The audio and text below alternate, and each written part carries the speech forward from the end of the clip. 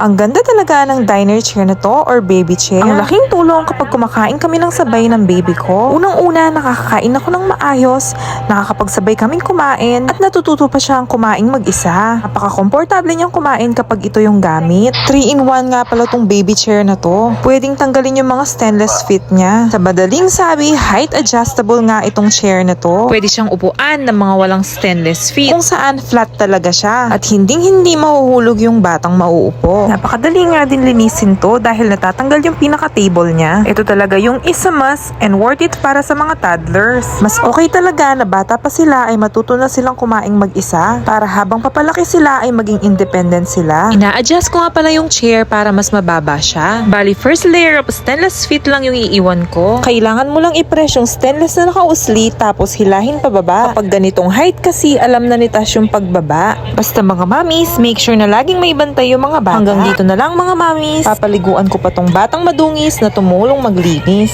Click the yellow basket. Salamat!